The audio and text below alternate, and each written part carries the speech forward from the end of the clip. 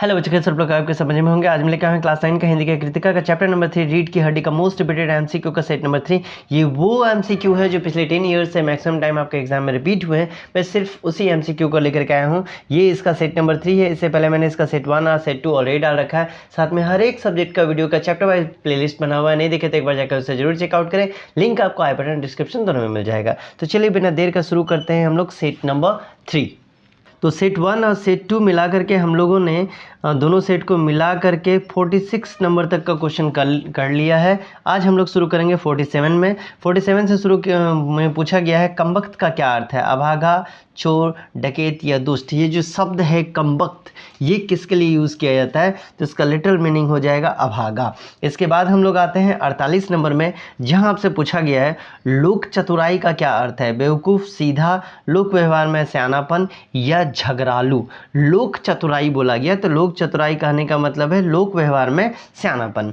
Number 49 है रामस्वरूप अपने हाथों में क्या लेकर आते हैं। पान, सितार, चाय की ट्रे या चटाई। यानी रामस्वरूप जो आते हैं उनके हाथों में क्या रहती है, तो चाय की ट्रे जो है उनके हाथों में रहती है। इसके बाद हम लोग आते हैं नंबर 50 में यानी 50 में, जहाँ पूछा जा रहा है उमा को चश्मा पहने देखकर कौन चौंक जाते हैं। गोपाल, शंकर, रतन, रामस्वरूप या प्रेमा। तो उमा को चश्मा पहन करके गोपाल और शंकर यानी ये दोनों बाप बेटा जो आए हुए थे लड़की को देखने के लिए, वो चौंक जाते हैं। 51 51 नंबर है, उमा मेहमानों को किसका भजन सुनाती है। मीरा का, रैदास का, सूरदास का या तुलसीदास का। तो भजन किसका सुनाया जाता है, मीरा का। इसके बाद हम लोग आते हैं 52 में, जहाँ पूछा जा रहा है शंकर को कहाँ से भगाया गया था।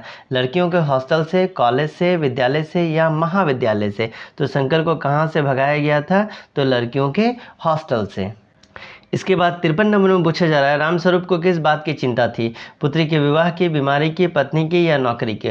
तो रामस्वरूप को किसकी चिंता होगी, तो उनकी पुत्री के विवाह की चिंता थी। नंबर 54 है रामस्वरूप अपने नौकर के साथ मिलकर कमरे में क्या कर रहे थे। कमरा सजा रहे थे, कमरा बिगाड़ रहे थे, दिया जला रहे थे या मोमबत्ती जला रहे थे। तो रामस्वरूप और उनके नौकर दोनों मिल करके क्या कर रहे थे, तो कमरा सजा रहे थे। इसके बाद हम लोग आते हैं नंबर 55 में, जहाँ पूछा जा रहा है प्रेमा कैसे दिखती थी। गुदम्बी रंग, काली, गोरी या गेहुआ। यानी प्रेमा जी का जो कलर था वो कैसा था, तो गुदम्बी रंग का था। इसके बाद 56 है रामस्वरूप किसके पक्षधर बने हुए थे। नारी शिक्षा के, बालक शिक्षा के, प्रौढ़ शिक्षा के या वृद्ध शिक्षा के। तो रामस्वरूप किसके पक्षधर बने हुए थे, तो नारी शिक्षा के। इसके बाद हम लोग आते हैं नंबर 57 में, जहाँ आपसे पूछा जा रहा है लड़के वाले का क्या शर्त था। लड़के वालों का शर्त क्या था। कम पढ़ी लिखी लड़की, ज़्यादा पढ़ी लिखी लड़की, अनपढ़ लड़की या नौकरी वाली लड़की। तो लड़कों वालों को कैसी लड़की चाहिए थी, जो कम पढ़ी लिखी हो। 58 है रामस्वरूप ने लड़के वालों से उमा के बारे में क्या झूठ बोला था। मैट्रिक पास, 8वीं पास, 9वीं पास या 7वीं पास। यानी जब उन लोगों से पूछा गया था कि लड़की कितनी पढ़ी है, तो उन लोगों द्वारा क्या बताया गया था कि लड़की तो मात्र 10 पास है, यानी मैट्रिक पास है। इसके बाद हम लोग आते हैं 59 नंबर में, जहां आपसे पूछा जा रहा है रामस्वरूप ने रतन से कौन सी वस्तु लाने को कहा। मक्खन, चाय, कॉफ़ी या दही। यानी रतन से कौन सा वस्तु लाने को कहा गया, तो रतन को कहा गया कि जाओ रतन मक्खन लेकर के आ जाओ। इसके बाद 60 नंबर में है जी हाँ वो तो रंगीन जमाना था। रंगीन जमाना यह कथन किसका है। रामस्वरूप, गोपाल, शंकर या प्रेमा। ये कथन किसका है, तो ये कथन रामस्वरूप जी का है। इसके बाद हम लोग आते हैं 61 नंबर में, जहाँ पर में बोला गया है शंकर कौन से महीने में लड़कियों के छात्रावास के इर्द गिर्द घूम रहा था। पिछले फरवरी में, पिछला मार्च में, पिछला अप्रैल में या पिछला जून में। तो कौन सा महीने में घूम रहा था, तो पिछले फरवरी में। इसके बाद 62 है शंकर किसके पैरों में पकड़कर लड़कियों के छात्रावास में मुंह छिपाकर भागा था। नौकरानी, उमा, प्रेमा या उमा की सहेली। तो किसके पैरों में गिरा था, तो 62 का 1 हो जाएगा। नौकरानी के पैरों में। किसके, तो नौकरानी के पैरों में। इसके बाद हम लोग आते हैं नंबर 63 में, जहां आपसे पूछा जा रहा है लेखक के विचार के अनुसार रीढ़ की हड्डी किसके पास नहीं है। शंकर के पास, गोपाल के पास, रामस्वरूप के पास या रतन के पास। तो किसके पास नहीं है वो पूछा जा रहा है, तो शंकर के पास जो है वो रीढ़ की हड्डी नहीं है। 64 नंबर है आप तो मुझे कांटों में घसीटने लगे। यह कथन किसका पात्र है। ये कथन किस पात्र का है। रामस्वरूप, गोपाल, उमा, प्रेम, उमा उमा तो है नहीं, रामस्वरूप, गोपाल, प्रेमा या शंकर, यानी किसके द्वारा ये जो कथन है ये कहा गया है, तो ये हो जाएगा रामस्वरूप के द्वारा। इसके बाद आते हैं हम लोग 65 नंबर में, जहाँ आपसे पूछा जा रहा है परमात्मा के यहाँ जब तक अक्ल बट रही थी तो तू देर से पहुँचा था क्या, ये कथन किस पात्र का है? गोपाल का, रामस्वरूप का, रतन का या प्रेमा का? तो 65 का सही आंसर हो जाएगा नंबर बी, रामस्वरूप का। 66 है, जगदीश चंद्र माथुर का जन्म कब हुआ था?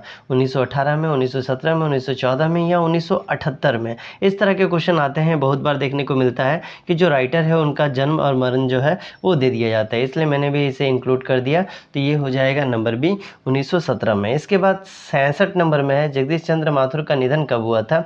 1978, 1977, 1989 या 1988? कब इनका निधन हुआ था, यानी कब ये दुनिया को छोड़ के चले गए थे? तो 1978 में। ठीक, जन्म 17 में और मृत्यु 1978 में। इसके बाद हम लोग आते हैं 68 नंबर में, जहां आपसे पूछा जा रहा है माथुर जी का जन्म स्थान कहाँ है? उत्तर प्रदेश, मध्य प्रदेश, भोपाल या भागलपुर? किस जगह में इनका जन्म हुआ था? तो उत्तर प्रदेश में। 69 नंबर में है, माथुर जी नाट्य लेखन निर्देशन के अलावा और क्या करते थे? अभिनय, नृत्य, खेलते थे या दौड़ते थे? कौन सा काम किया करते थे? तो ये अभिनय भी किया करते थे। 70 नंबर है, कोणार्क किसकी रचना है?